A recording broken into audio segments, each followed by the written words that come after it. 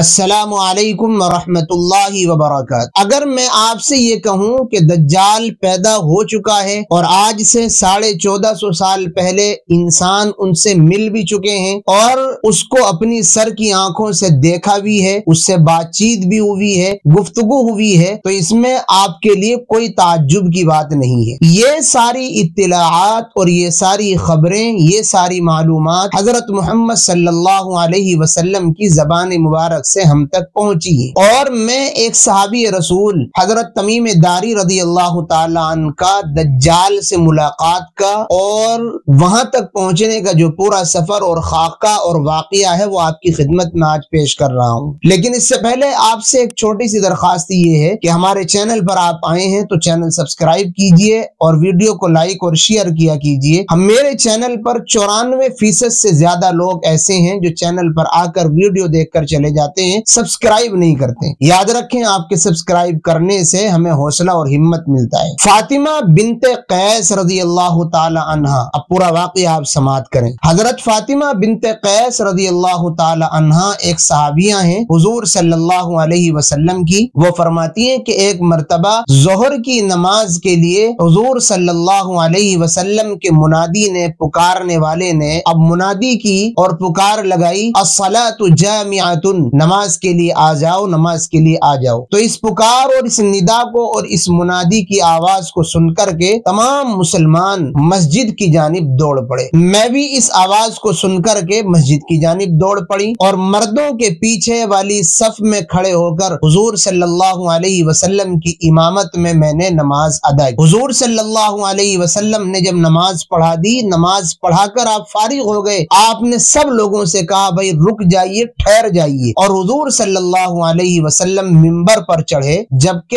आपकी आदत ये थी कि जुमे के दिन के अलावा कभी मिंबर पर चढ़ करके कोई तकरीर नहीं करते, लोगों को इकट्ठा और जमा नहीं किया करते। फातिमा बिनते कैस रज़ी अल्लाह ताला अन्हा फरमाती है, हुजूर मिंबर पर चढ़े और मिंबर पर चढ़ करके फरमाया कि मैं, तुम जानते हो मैंने तुम्हें क्यों रोका है, क्यों जमा किया है? सहाबा ने कहा अल्लाह व रसूलुहु आलम, अल्लाह और उसका रसूल खूब जानता है कि हमें क्यों रोका गया है। हुजूर ने फरमाया आज मैं न तुम्हारे दरमियान कोई माले गनीमत तकसीम करूंगा और न सदकात और खैरात बांटूंगा और न किसी प्लान की जिहाद की तैयारी करूंगा, बल्कि मैं तुम्हें तमीम दारी जो नसरानी था अब मुसलमान हो गया, उसके ईमान लाने का किस्सा सुनाऊंगा। फिर हुजूर सल्लल्लाहु अलैहि वसल्लम ने फरमाया कि तमीम दारी मेरे पास आए और आकर के उन्होंने मुझे अपने इस्लाम कबूल किया और कबूल करने की वजह भी बताई और फरमाया कि अल्लाह के नबी हम सफर पर निकल गए, पानी के सफर पर, बड़े जहाज में, बड़े कश्ती में हम सवार होकर के निकल गए और समंदर की लहरें, समंदर की पानी की मौजें पता नहीं कहां कहां हमें महीनों भटकाती फिरती रहीं। 1 महीने की लंबी मसाफत के बाद हमें एक जजीरा नजर आया, तो छोटी कश्ती से हम उस जजीरे के पास में पहुंचे। तो हम जब वहां पहुंचे तो हमने एक अजीब सी मखलूक देखी। उस मखलूक कैसी थी? तमाम बदन पर बाल ही बाल थे, हत्ता के उसकी जो प्राइवेट पार्ट और शर्मगाह भी थी या और दूसरा बदन का कोई हिस्सा कुछ भी नजर नहीं आ रहा। उसने हमें देख करके हमारा इस्तकबाल किया और हमसे कहा कि आ जाओ आ जाओ और तुम्हें मैं एक गिरजा में लेकर के चलती हूँ, वहां तुम्हारा कोई इंतजार कर रहा है। तो हम लोग डर गए। हजरत तमीम दारी फरमाते हम डर गए, शायद कोई जिन भूत ना हो जो हमें कोई तकलीफ और अजियत पहुंचाए। और ये खुद अजीब सी है। इसने कहा मैं उसकी जासूस हूँ और तुम्हारा वहां कोई इंतजार कर रहा है, वहां चलो। हम इसके साथ डरते डरते वहां पहुंचे तो वहां जाकर के हमने एक अजीब सी मखलूक देखी जो खूब डील डोल वाला जिस्म है, खूब भारी भरकम सा इंसान है, जिसके हाथ उसकी गुद्दी और गर्दन से बंधे हुए हैं और जिसके पैर, उसके टखने उसके घुटनों से बंधे हुए हैं और जंजीर में जकड़ा हुआ है। और फिर उसने हमसे चंद सवालात किए। हमने उससे कहा आप कौन है? उसने कहा पहले तुम अपने बारे में मुझे बताओ, फिर मैं आपको बताऊंगा कि मैं कौन हूँ। تو اس نے سب سے پہلے ہم سے سوال یہ کیا کہ بیسان کے کھجوروں میں پھل آتا ہے یا نہیں۔ بیسان ایک کھجور کا باغ ہے ملک شام میں، تو وہاں وہ جو باغ ہے اس میں کھجور آتی ہیں یا نہیں؟ لوگوں نے کہا ہاں کھجوریں آتی ہیں اس باغ میں۔ حضرت تمیم داری کہتے ہیں ہاں کھجوریں آتی ہیں۔ تو اس نے کہا کہ ایک زمانہ بہت جلد ایسا آنے والا ہے کہ اس باغ میں کھجوریں نہیں آئیں گی، وہ باغ خشک ہو جائے گا۔ دوسرا سوال کیا بحیرہ طبریہ کے بارے میں بتاؤ، اس میں پانی ہے یا نہیں؟ یعنی یہ ایک وہاں چشمہ ہے اس نام کا، اس چشمے میں پانی موجود ہے یا نہیں؟ تمیم داری نے کہا ہاں پانی موجود ہے۔ پھر تیسرا سوال اس نے کہا زغر شام کے چشمے کے بارے میں بتاؤ، وہاں پانی موجود ہے اس چشمے میں یا نہیں، اور لوگوں کو وہ اپنے پانی سے سیراب کر رہا ہے یا نہیں؟ تمیم داری کہتے ہیں ہم نے کہا ہاں سیراب کر رہا ہے۔ تو اس نے کہا ان قریب ایسا وقت آئے گا کہ یہ سیراب کرنا بند کر دے گا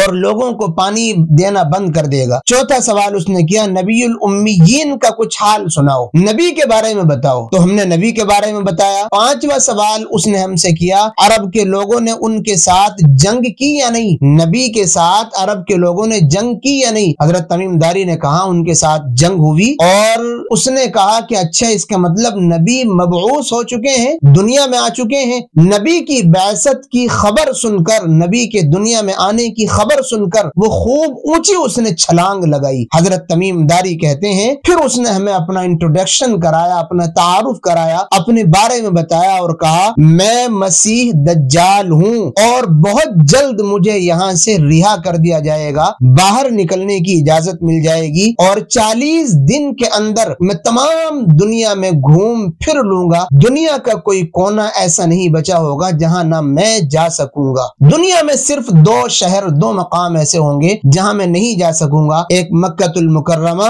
اور دوسرے مدینہ المنورہ۔ ان 2 مقامات پر میں نہیں جا سکوں گا، ورنہ دنیا میں تمام مقامات پر میں جاؤں گا اور لوگوں کو بہکاؤں گا، اپنی خدائی کا دعویٰ کراؤں گا، اور ان کے لیے ایک انتہائی بڑا سرد کا درد بن کر کے، مشکل اور پریشانی بن کر کے لوگوں کے سامنے میں ظاہر ہوں گا، اپنی خدائی کا اقرار کراؤں گا۔ خلاصہ یہ ہے کہ دجال پیدا ہو چکا ہے، حضرت تمیم داری نے اس کو دیکھا ہے، اس سے یہ بات چیت کی ہے، اور یہ سارے احوال جان کر کے حضور صلی اللہ علیہ وسلم کے ہاتھوں پر ایمان قبول کیا ہے۔ حضور صلی اللہ علیہ وسلم نے اس کی سخت ترین آزمائشوں اور فتنوں سے بچنے کے لیے مسلمانوں کو چند تدابیر بھی بیان فرمائی۔ آپ نے فرمایا کہ اگر دجال کی آزمائش سے بچنا چاہتے ہو تو اللہ کی پناہ میں آ جاؤ، اللہ کی پناہ میں آنے کی دعائیں کرو، اور دجال کی آزمائش سے بچنا چاہتے ہو تو اگر دجال کا زمانہ پاؤ تو کبھی دجال کے قریب نہ رہنا، اس سے دور ہی بھاگنا۔ تیسری بات آپ نے فرمایا کہ سورۃ الکہف کی شروع کی 10 آیتیں زبانی یاد کرنے والا، جس کے سینے میں سورۃ الکہف کی آیات